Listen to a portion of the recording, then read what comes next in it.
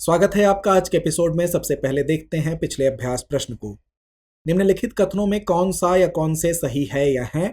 पहला कथन है सीसीआई का उद्देश्य भारत में प्रतिस्पर्धा को बढ़ावा देना और अनुचित व्यापारिक गतिविधियों पर निगरानी रखना है। दूसरा कथन है सीसीआई की स्थापना भारतीय प्रतिस्पर्धा अधिनियम 2002 के तहत की गई थी। उपर्युक्त कथनों में से कौन सा या कौन से सही है या हैं? विकल्प ए केवल एक, विकल्प बी केवल दो, विकल्प सी एक और दो दोनों, या विकल्प डी ना तो एक ना ही दो। तो इस प्रश्न का सही जवाब है विकल्प सी।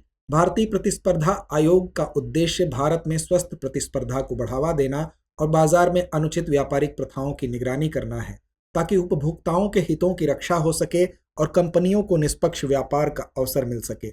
अतः कथन एक सही है। सीसीआई की स्थापना भारतीय प्रतिस्पर्धा अधिनियम 2002 के तहत की गई थी, जो 2003 में अस्तित्व में आया और 2009 से पूरी तरह कार्यशील हो गया। अतः कथन दो सही है, अतः विकल्प सी सही है। बता दें कि इसका मुख्यालय नई दिल्ली में स्थित है तथा यह बाजार की प्रतिस्पर्धात्मकता को बनाए रखने का कार्य करता है। तो आइए शुरुआत करते हैं पहले प्रश्न के साथ। पहला प्रश्न है भारत के वित्त आयोग के संदर्भ में निम्नलिखित कथनों पर विचार कीजिए। पहला कथन है वित्त आयोग का गठन संविधान के अनुच्छेद 280 के तहत किया जाता है। दूसरा कथन है इसका मुख्य कार्य केंद्र और राज्यों के बीच करों के वितरण के सिद्धांतों को निर्धारित करना है। उपर्युक्त में से कौन सा कथन सही है या है? विकल्प ए केवल एक, विकल्प बी केवल दो, विकल्प सी एक और दो दोनों, या विकल्प डी ना तो एक ना ही दो। तो इसका सही जवाब है विकल्प सी। वित्त आयोग का गठन भारतीय संविधान के अनुच्छेद 280 के तहत किया गया है, अतः कथन एक सही है। इसका उद्देश्य केंद्र और राज्यों के बीच वित्तीय संबंधों को संतुलित करना और राजस्व वितरण की सिफारिशें करना है। बता दें कि हर 5 वर्षों में एक नए वित्त आयोग का गठन किया जाता है। वर्तमान में 15वां वित्त आयोग 2020 से 25 कार्यरत है, जिसके अध्यक्ष एन.के. सिंह हैं। आयोग का कार्य करों का बंटवारा करना है, साथ ही राज्यों को आर्थिक सहायता और अनुदान के वितरण का भी प्रावधान करना है, अतः कथन दो सही है।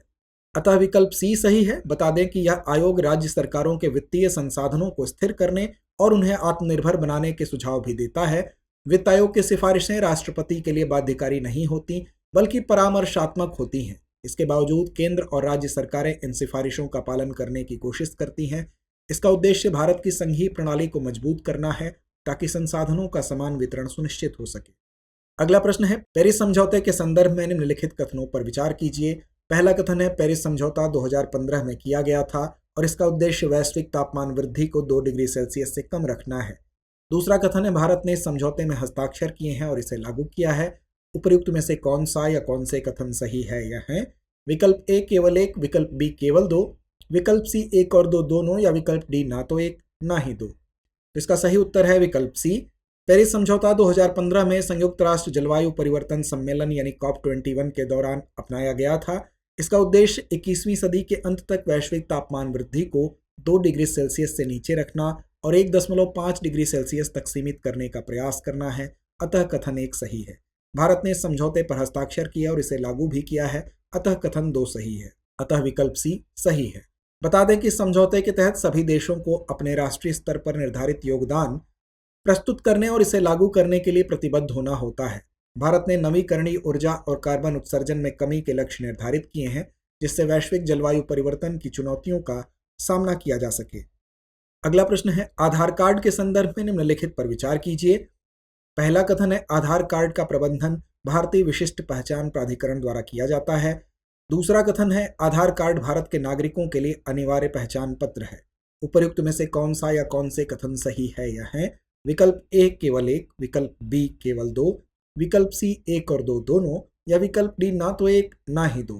तो इसका सही उत्तर है विकल्प ए। आधार एक 12 अंकों की व्यक्तिगत पहचान संख्या है, जिसे भारत सरकार की ओर से भारतीय विशिष्ट पहचान प्राधिकरण द्वारा जारी किया जाता है, अतः कथन एक सही है। यह संख्या भारत में कहीं भी पहचान और पते के प्रमाण के रूप में काम आती है।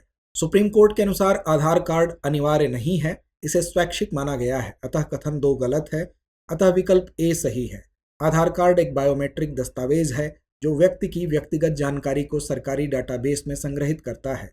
देश में लगातार 6 महीने से अधिक समय तक रहने वाले किसी भी व्यक्ति को आधार कार्ड जारी किया जा सकता है, बशर्ते वह 18 सूचीबद्ध पहचान पत्रों में से एक और पते का प्रमाण प्रस्तुत करे। गौरतलब है कि विदेशी नागरिक इसे प्राप्त करने के पात्र हैं यदि वे 6 महीने से भारत में रह रहे हों। आधार संख्या निवासियों को बैंकिंग, मोबाइल फोन कनेक्शन और अन्य सरकारी एवं गैर सरकारी सेवाओं का लाभ उठाने में मदद करेगी। अगला प्रश्न है भारतीय संविधान के अनुच्छेद 368 के संदर्भ में निम्नलिखित कथनों पर विचार कीजिए। पहला कथन है अनुच्छेद 368 के तहत संसद को संविधान में संशोधन करने का अधिकार है। दूसरा कथन है संविधान संशोधन संविधान की मूल संरचना को प्रभावित नहीं करता है। उपर्युक्त कथनों में से कौन सा या कौन से सही है या हैं? विकल्प ए केवल एक, विकल्प बी केवल दो, विकल्प सी एक और दो दोनों, या विकल्प डी ना तो एक ना ही दो। तो इस प्रश्न का सही जवाब है विकल्प सी। अनुच्छेद 368 भारतीय संसद को संविधान में संशोधन करने का अधिकार देता है, लेकिन यह शक्ति असीमित नहीं है, अतः कथन एक सही है। इस प्रक्रिया में संविधान की मूल संरचना को प्रभावित नहीं किया जा सकता, अतः कथन दो सही है, अतः विकल्प सी सही है। यह सिद्धांत सुप्रीम कोर्ट के केशवानंद भारती केस 1973 में प्रतिपादित किया गया था। संशोधन प्रक्रिया में यदि संशोधन संघीय ढांचे या राज्य के अधिकारों को प्रभावित करता है तो राज्य विधानसभाओं की सहमति अनिवार्य होती है, लेकिन यह मूल अधिकारों पर लागू नहीं होता।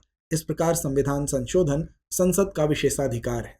निम्नलिखित कथनों पर विचार कीजिए। पहला कथन है यूरोपीय संघ द्वारा घोषित फूड लॉस बेस्ट के प्रति अंतर्राष्ट्रीय जागरूकता दिवस का उद्देश्य जागरूकता बढ़ाना तथा फूड लॉस एंड वेस्ट को कम करने के प्रयास करना है। दूसरा कथन है IDAFLW जलवायु लक्ष्यों को प्राप्त करने के महत्व पर प्रकाश डालता है, लेकिन यह सतत विकास के लिए 2030 एजेंडा से संबंधित नहीं है। तीसरा कथन है खाद्य अपव्यय से तात्पर्य केवल खराब होने के कारण फेंके गए खाद्य पदार्थों से है, इसमें उत्पादन या वितरण में होने वाली हानि शामिल नहीं है।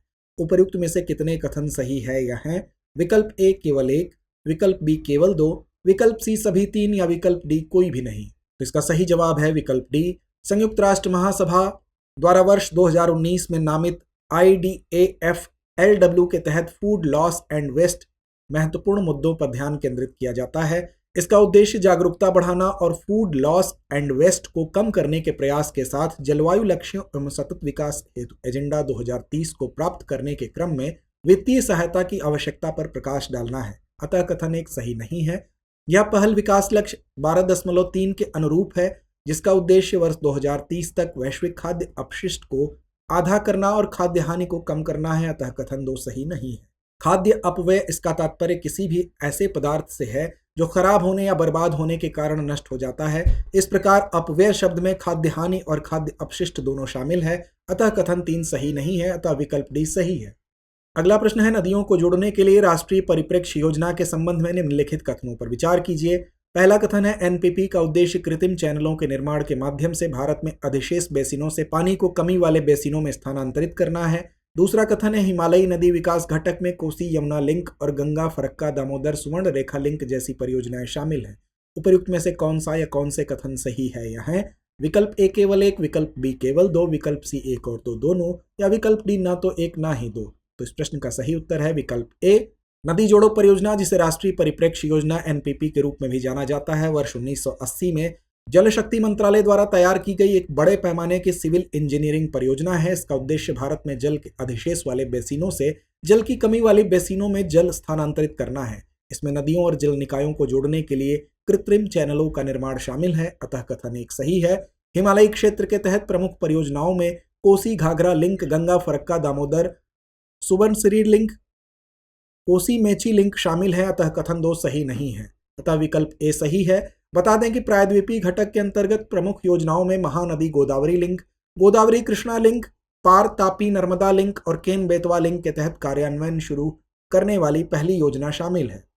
अगला प्रश्न है निम्नलिखित कथनों पर विचार कीजिए। पहला कथन है सकल मूल्यवर्धन जीवीए किसी क्षेत्र, उद्योग या सेक्टर में उत्पादित वस्तुओं और सेवाओं के मूल्य को उत्पादन में प्रयुक्त वस्तुओं तथा सेवाओं के मूल्य को घटाकर मापा जाता है।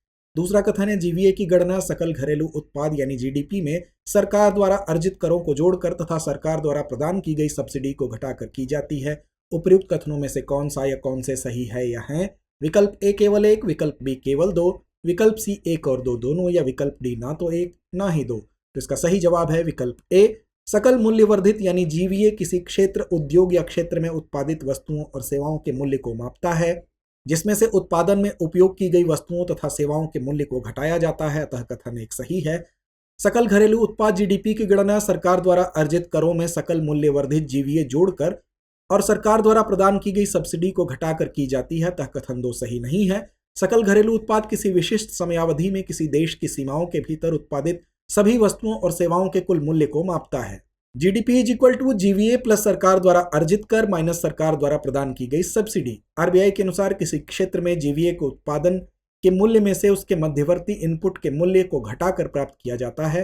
यह मूल्य वर्धित उत्पादन के प्राथमिक कारकों श्रम और पूंजी के बीच साझा किया जाता है। इन स्टेप कार्यक्रम के संबंध में निम्नलिखित कथनों पर विचार कीजिए। पहला कथन है, इन स्टेप प्रतिभागियों को सुरक्षा चुनौतियों से निपटने के लिए विचारों और रणनीतियों का आदान प्रदान करने हेतु एक मंच प्रदान करता है। दूसरा कथन है, यह कार्यक्रम राष्ट्रीय सुरक्षा परिषद, सचिवालय, विदेश मंत्रालय और रक्षा मंत्रालय के बीच एक सहयोगात्मक प्रयास है। तीसरा कथन है, इन स्टेप कार्यक्रम में केवल भारतीय सैन्य और सिविल अधिकारी ही भाग लेते हैं। उपर्युक्त कथनों में से कौन सा या कौन से सही है या हैं? विकल्प ए केवल 1 और 2, विकल्प बी केवल 2 और 3, विकल्प सी केवल 1 और 3 या विकल्प डी 1, 2 और 3। तो इसका सही जवाब है विकल्प ए। इन स्टेप प्रतिभागियों को सुरक्षा चुनौतियों से निपटने हेतु विचारों और रणनीतियों का आदान प्रदान करने के लिए एक मूल्यवान मंच प्रदान करता है, अतः कथन 1 सही है। यह कार्यक्रम राष्ट्रीय सुरक्षा, सचिवालय, विदेश मंत्रालय और रक्षा मंत्रालय की संयुक्त पहल है, अतः कथन 2 सही है। इन स्टेप केवल भारतीय सैन्य और सिविल अधिकारियों तक सीमित नहीं है, इसमें अंतर्राष्ट्रीय प्रतिनिधि भी शामिल हैं। हाल ही में आयोजित इस सम्मेलन में भारतीय अधिकारियों के अलावा 21 देशों के 27 अंतर्राष्ट्रीय प्रतिनिधि शामिल हुए थे, अतः कथन 3 सही नहीं है, अतः विकल्प ए सही है। शस्त्र रामानुजन पुरस्कार के संबंध में निम्नलिखित कथनों पर विचार कीजिए। पहला कथन है, यह पुरस्कार शानमुगा कला, विज्ञान, प्रौद्योगिकी एवं अनुसंधान अकादमी शस्त्र विश्वविद्यालय द्वारा प्रदान किया जाता है। दूसरा कथन है, यह पुरस्कार प्रतिवर्ष 40 वर्ष या उससे कम आयु के गणितज्ञों को गणित में असाधारण योगदान के लिए प्रदान किया जाता है। उपर्युक्त कथनों में से कौन सा या कौन से सही है या हैं? विकल्प ए केवल 1, विकल्प बी केवल 2, विकल्प सी 1 और 2 दोनों, या विकल्प डी ना तो 1 ना ही 2। तो इसका सही जवाब है विकल्प ए। शस्त्र रामानुजन पुरस्कार षणमुगा कला, विज्ञान, प्रौद्योगिकी और अनुसंधान अकादमी शस्त्र विश्वविद्यालय तमिलनाडु द्वारा प्रदान किया जाता है, अतः कथन 1 सही है। यह पुरस्कार 32 वर्ष या उससे कम आयु के गणितज्ञों को दिया जाता है, न कि 40 वर्ष या उससे कम आयु के गणितज्ञों को, अतः कथन 2 सही नहीं है, अतः विकल्प ए सही है। बता दें कि इस पुरस्कार का नाम श्रीनिवास रामानुजम के नाम पर रखा गया है। इसमें 10,000 अमेरिकी डॉलर का नकद पुरस्कार शामिल है, जो रामानुजन के कार्य से प्रभावित क्षेत्रों में उत्कृष्ट योगदान को मान्यता देता है।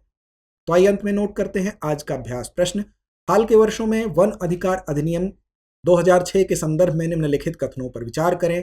पहला कथन है, इस अधिनियम का उद्देश्य वन निवासी जनजातियों को पारंपरिक वन अधिकार देना है। दूसरा कथन है, इस अधिनियम के तहत जनजातियों को वन संसाधनों का व्यावसायिक उपयोग करने की अनुमति है। उपर्युक्त में से कौन सा या कौन से कथन सही है या हैं? विकल्प ए केवल 1, विकल्प बी केवल 2, विकल्प सी 1 और 2 दोनों, या विकल्प डी ना तो 1 ना ही 2। तो इस प्रश्न का जवाब कमेंट बॉक्स में देना ना भूलें। धन्यवाद। डियर व्यूअर्स, अपने एग्जाम की तैयारी को और बेहतर करने के लिए हमारे चैनल को लाइक, शेयर और सब्सक्राइब करना न भूलें।